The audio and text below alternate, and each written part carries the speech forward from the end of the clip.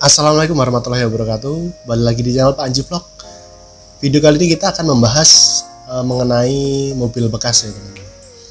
Kalian mungkin sering mendengar mobil bekas, misalkan mau membeli mobil bekas, seperti apa sih kriteria yang harus kita dapatkan dari mobil bekas itu dengan uang yang misalkan 50 juta, yang harus kita pastikan tuh apanya, dan 50 juta itu kita harus mendapatkan mobil yang spesial. Nah, seperti apa contohnya?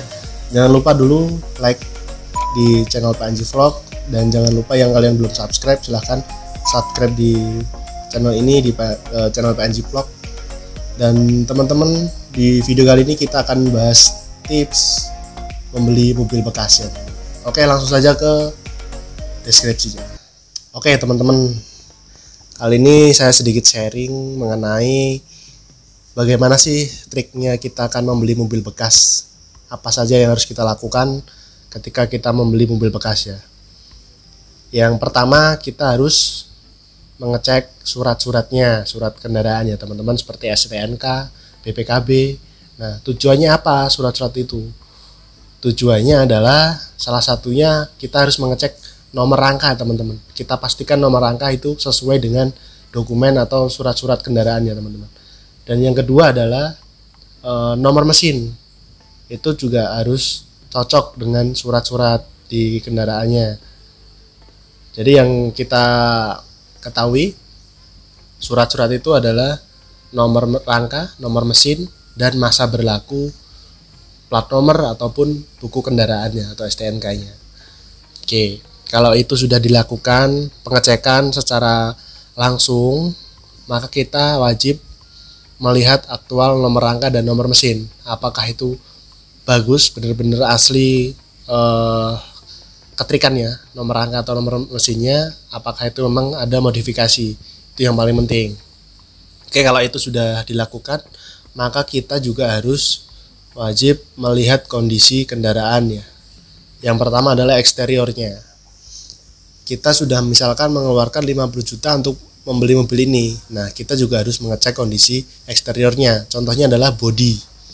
Pertama, kita harus melihat bodi terlebih dahulu, apakah ada yang misalkan cacat atau bekas repair. Nah, seperti itu. Kita harus cek dulu seperti apa kondisi bodinya. Kan nanti kelihatan apakah nanti mobil ini bekas repair atau memang cat orisinilnya atau memang sudah repainting. Itu akan kita lihat tentunya dengan orang yang sudah profesional mengenai quality control mobil ya teman-teman. Itu adalah nomor 2. Dan yang ketiga adalah kita lanjut ke bagian mesin. Nah teman-teman semua, kita membeli mobil adalah fungsinya adalah untuk mobilisasi ya teman-teman ya. Jadi mobil itu bisa berjalan karena ada mesin, transmisi, dan lain-lain. Nah, yang kita wajib pertama kali kita cek adalah mesin terlebih dahulu. Seperti apa menentukan mesin yang bagus? Kita harus melihat kondisi mesinnya. Itu adalah salah satunya yang paling menonjol adalah kebocoran oli teman-teman. Kita cek terlebih dahulu apakah ada rembesan oli, misalkan dari head gasket ataupun dari cover ataupun dari oil pan. Nah, seperti itu kita harus mengecek terlebih dahulu gimana sih kondisi mesin tersebut, apakah ada kebocoran atau tidak. Lalu kita nyalakan kendaraannya atau nyalakan mobilnya, kita tarik dipstick atau leveling oli teman-teman. Kalau di leveling oli itu sudah mengeluarkan uap oli, maka dipastikan ada salah satu atau kemungkinan ada bocor kompresi ya teman-teman. Jadi panasnya kompresi itu masuk ke dalam oli yang mengakibatkan blue by oli itu semakin tinggi. Itu wajib dilakukan pengecekan. Dan ini pasti teman-teman harus mengecek ini karena ini pengaruh sama performa mesin teman-teman semua. Nah, itu berarti kan kalau misalkan kita tarik dipstick dia mengeluarkan uap, maka kita harus overhaul atau menurunkan mesinnya. Jadi kita mengganti minimal misalkan paling ringan adalah ring piston, paling ringan. Nah terberatnya ya kita harus mengganti semuanya, ring piston, piston, liner, terus poros engkol seperti itu ya teman-teman. Kita harus benar-benar jeli di bagian mesin. Terus satu lagi adalah kita harus membuka radiator. Karena apa? Kalau mesin yang bagus, maka ketika temperatur engine itu belum mencapai suhu kerjanya, maka di radiator itu tidak akan sirkulasi teman-teman, hanya bypass saja dan tidak akan menyembur air ketika masih dingin. Ketika ciri-ciri mobil bagus seperti itu, jadi kita bisa melihat kondisi water coolant ya teman-teman, gimana kondisinya. Nah seperti itu. Dan yang ketiga adalah melihat kondisi unit ini bekas banjir atau bukan, dengan cara gampang, simple.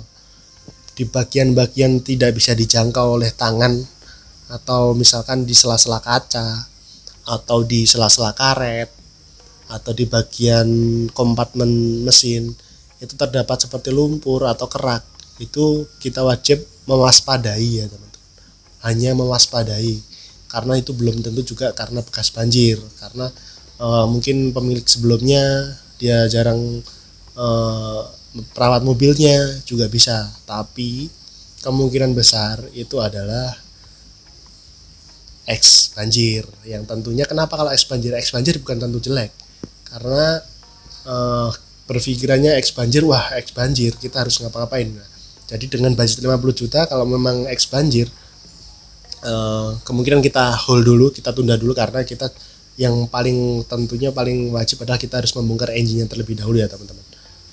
Nah, ketika sudah mengecek kondisi mobil ini masih bagus apa enggak, X banjir atau tidak, kalau memang dirasa tidak bekas X banjir, maka kita lanjut ke tahap berikutnya adalah mengecek kondisi nut kendaraan ya teman-teman. Kondisi nut kendaraan seperti bumper, antara bumper ataupun sampai ke spoiler itu masih presisi atau tidak.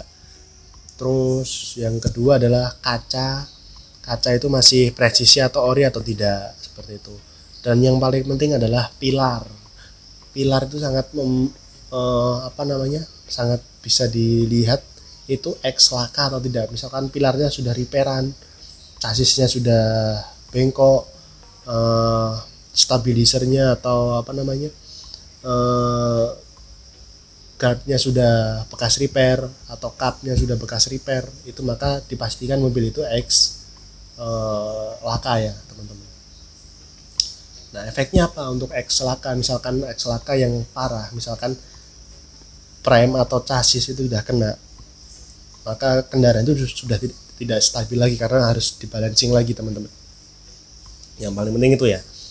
Jadi satu tadi adalah surat-surat, dua kondisi eksterior kendaraan, yang ketiga mesin, yang keempat adalah detailing seperti nut dan lain-lain ya, nut apakah bekas X laka atau bukan. Dan yang kelima adalah nanti kita masuk ke ke interior. Yang pertama adalah melihat kilometer atau horse meternya. Unit itu sudah berjalan berapa kilometer, berapa horse meter. Kita juga harus mengetahui, karena apa? Horse meter itu penting. Pentingnya apa? Karena untuk lifetime komponen atau umur komponen. Jadi di panduannya mungkin kendaraan itu berbeda-beda ya. Jadi misalkan di 10.000 jam kita harus mengganti packing atau seal. Nah seperti itu teman-teman. Kita harus melihat berapa sih hoursnya atau berapa kilometernya, dan kita harus mempersiapkan itu. Misalkan 10.000, wah ini sudah 10.000, berarti kita harus mengganti yang namanya seal seperti itu, timing bell, chain bell seperti itu ya. Jadi budget kita itu harus sudah ditata dengan sempurna gitu. Budget 50 juta, apa yang saya harus lakukan? Nah seperti itu. Kalau itu sudah dicek, HM-nya sudah masuk, dengan hitung-hitungan uang kita sudah masuk, maka kita tidak mempermasalahkan kilometer ataupun horse meternya, karena budgetnya sudah ada planning untuk penggantian kompartemen itu atau komponen itu teman-teman. Dan yang keenam adalah melihat interior. Kita misalkan beli unit misalkan tahun 2017, tapi kalau interiornya kotor, nah maka kita kan harus mengeluarkan budget kembali untuk membersihkan atau menyalonkan mobil tersebut ya.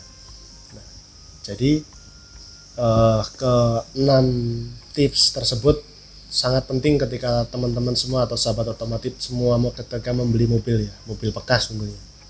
Itu wajib diketahui 6 tips yang saya jelaskan tadi. Wajib dilakukan pengecekan semuanya. Tujuannya adalah meminimalisir budget. Misalkan budget kita 50 juta. Harus turun mesin, harus salon, harus rekondisi, harus repaint, harus apalagi mengecek kaki-kaki, itu kan tidak cukup, tidak seperti yang kita bayangkan hasilnya seperti itu. Jadi 50 juta seperti apa kita mendapatkan mobil yang bagus? Ya itu tadi. Ada 6 step ya. STNK atau surat kendaraannya, kondisi bodi, kondisi mesin, kondisi rangka, pilar, kondisi interior, dan tentunya kilometer ataupun horse meternya. Karena itu adalah tujuannya diciptakan horse dan kilometer adalah mengukur lifetime komponen kendaraan tersebut. Jadi misalkan 10.000 ya waktunya ini mengganti seal atau apa gitu teman-teman. Jadi budget 50 juta tidak terbuang sia-sia. Jadi 50 juta kita sudah dapat mobil kendaraan yang bagus sesuai impian, kita dapat enaknya. Jadi perawatannya minim. Dan jangan pernah bilang mobil bekas yang sudah direkondisi atau di overhaul mesinnya itu jelek, bukan ya teman-teman. Itu bukan jelek, tapi kita harus sebenarnya malah lebih bagus karena udah kompartemen komponen engine sudah diganti dengan kompartemen atau part yang baru. Itu sebenarnya sudah bagus, tidak ada masalah sebenarnya. Oke, dari 6 tips tersebut kita bisa membeli mobil dengan mendapatkan yang berkualitas, terus sesuai budget, tentunya dipakai itu nyaman ya teman-teman. Oke, mungkin video singkat saya cukup dari sekian. Salam otomotif, tetap semangat dan tetap berkarya. See you next time.